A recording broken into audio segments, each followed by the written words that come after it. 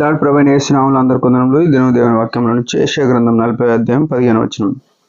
జనములు చేద నుండి జారు బిందువుల వంటి, జనులు త్రాసు మీద ధూళి వంటి వారు, ద్వీపములు గాలికి ఎగురు సూక్ష్మరేణుల వలె ఉన్నవి.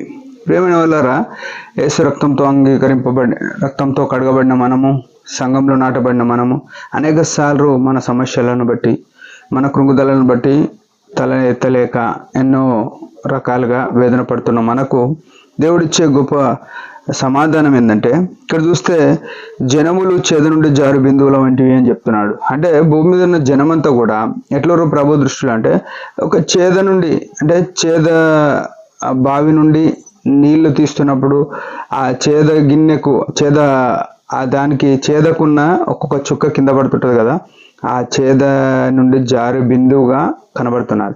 అంటే ప్రభు అయిన యేసుక్రీస్తు యొక్క మహత్యము, ఆయన యొక్క ఔన్నత్యము, ఆయన యొక్క స్థితి చూస్తే ఎంత పెద్దగా ఉంది, ఎంత పెద్దది అని మనం గుర్తిరగవరమై ఉండాలి.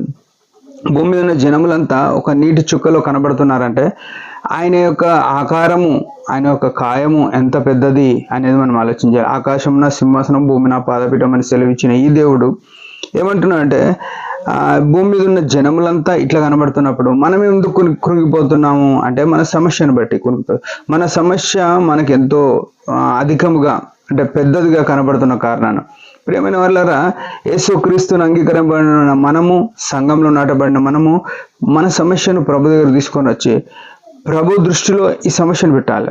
ఏమనంటే, ఆయన అంత ఆకారంలో ఉన్న ఆ దేవునికి మన సమస్య అనేది ఏం మాత్రము అది ఒక్క నిమిషం కింద ఉండదు. ఇశ్రాయేలు ఎర్ర సముద్రం దాటినప్పుడు ఆయన ఊపిరి విడువగా రాసినారు. ఆయన శ్వాసము విడువగా ఏమైందంటే ఆ సముద్రము పాయలుగా అయిపోయి, ఎర్ర సముద్రం పాయలైపోయి ఇశ్రాయేలీలు నడిచినట్లుగా పొడి నేల అయ్యింది.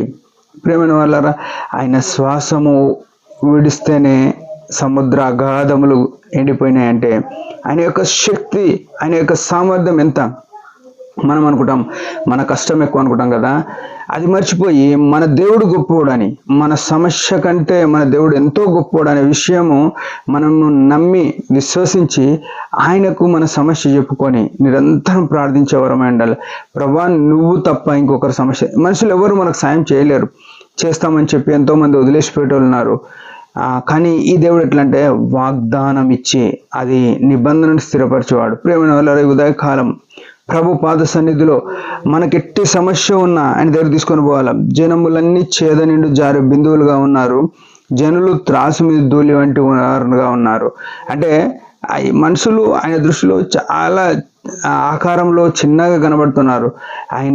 ఆయన ఇలాంటి వారి కొరకే కల్వరిశిలలో ప్రాణం పెట్టినాడు. అంటే మనకెంత గౌరవం ఇస్తున్నాడు యేసు ప్రభు అనే విషయం మనం ఎరగాలి. ఇంత గౌరవం ఇచ్చిన యేసు ప్రభుని వదిలేసుకొని మనుషుల కొరకు, అధికారుల కొరకు, ఇంకితరమైన వారి కొరకు మనము కనిపెట్టి నష్టపోతాం తప్ప లాభం ఏం లేదు. ప్రియమైన వాళ్ళ ఈ ఉదయకాలం ఈ అత్యున్నతమైన ఆకారంలో ఉన్న ఈ ప్రభు, ఈ యొక్క ఆ మహిమను వదులుకొని నీ కొరకు నా కొరకు శిలువలో ప్రాణం పెట్టిన ఈ మహిమగల ప్రభు దగ్గరకు వచ్చి మనం తగ్గించుకొని, ప్రభువా నీ మహిమ కొరకు మా కార్యమును జరిగించు, మా సమస్యను తీర్చు అని మనం బతిమలాడాలి. మన సమస్య ఏదైనా సరే దాని ద్వారా తీర్చబడడం ద్వారా ఆయనను స్తుతించేవారమై, ఆయనను ఆరాధించేవారమై, ఆయనను మహిమపరిచేవారమై ఉండాలి. ఆ విషయంలో మనం తప్పిపోవడానికి కారణాన్ని బట్టి చాలా పనులు మన జీవితంలో జరగలేకపోతున్నాయి. ఉదయకాలం మనం ఎట్లున్నాం, మన సమస్య ఏంది అని గుర్తుపెట్టుకొని ప్రభు దగ్గర క్షమాపణ అడిగి ఆయనకే సమస్తం చెప్పి మేలు అనుభవిద్దాం. దేవుడి మాట దీవించిన ఒక చిన్న ప్రార్థన. పరమ తండ్రి, యేసు ప్రభు నామములో వందనాలు. ఉదయకాలం ఇచ్చిన ఆయుష్ను బట్టి స్తోత్రములు. నీ యొక్క ఘనమైన స్థితిని చూస్తే మా సమస్యలు ఏమాత్రం వాటన్నిటిని నీ మహిమ కొరకు తీర్చమని యేసు ప్రభు నామములో ప్రార్థిస్తున్నాం. ఆమేన్. మీరు పరిచయం బరా